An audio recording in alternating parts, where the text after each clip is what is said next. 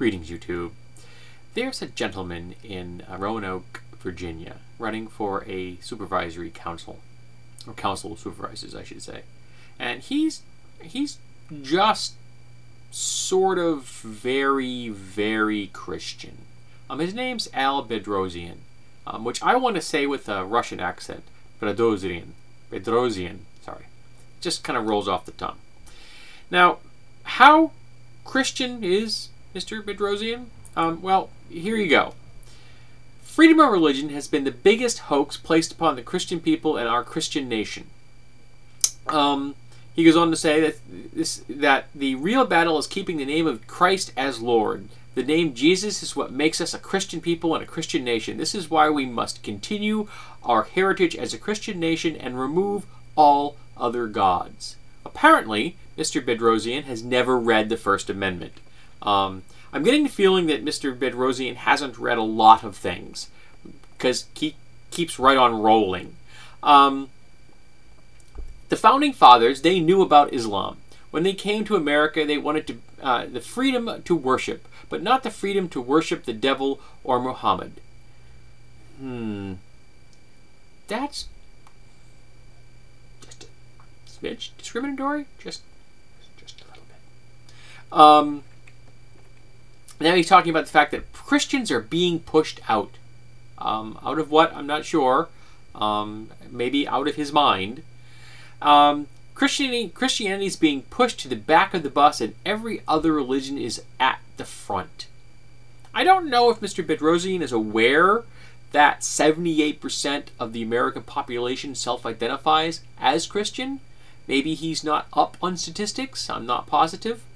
And he goes on to talk about the fact that he thinks that that they should have the Ten Commandments at the Roanoke County schools, and that if he were elected, this would become a priority for him. And he said that Bedrosian said that the county could probably get free or inexpensive representation from Christian legal groups, and if it couldn't, it could cancel the Vinton Library project. So this guy wants to put up the Ten Commandments, which will then be challenged by right-minded people because it is a violation of the First Amendment and the Establishment Clause. And he's willing to use funding for a library to fight something that he will lose. That's some good thinking there, brother. And there's a quote in here from Jon Stewart, who is a man that I don't 100% agree with, but he's often very well spoken, and I find his viewpoints often very entertaining. And the quote is, "I have to say, as someone who is not Christian, it's hard for me to believe Christians are a persecuted people in America. God willing, maybe one of you one day will even rise up and get to be president of this country, or maybe 44 in a row. But that's my point, is they've taken this idea of no establishment as persecution because they feel entitled not to equal status, but to greater status. And therein lies the problem. See, our Founding Fathers, having seen what theocracies look like in the world and how poorly they function and how they undermine the civil liberties of the population and do horrible things both for the government and faiths, put the First Amendment in there and establish the fact that you could not have the government setting up religions. And this guy in Virginia wants to set up religions officially on the public dollar. That's insanity. That's unconstitutional. It doesn't make any sense. It harms religious faith. It undermines our religious freedoms.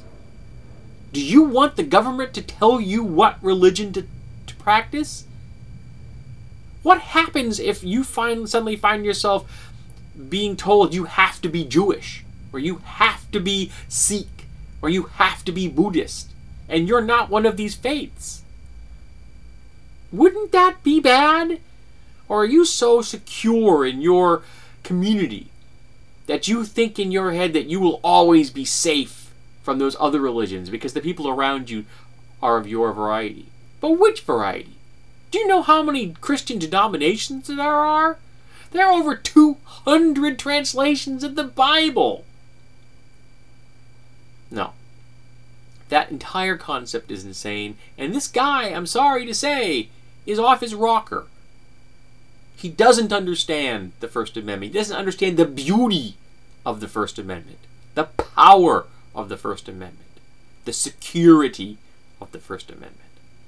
And he has no business in public office. Go read the article. It's well written. And I can only say thank you, Mr. Stewart, for wise and humorous words. We could use more of those in the world.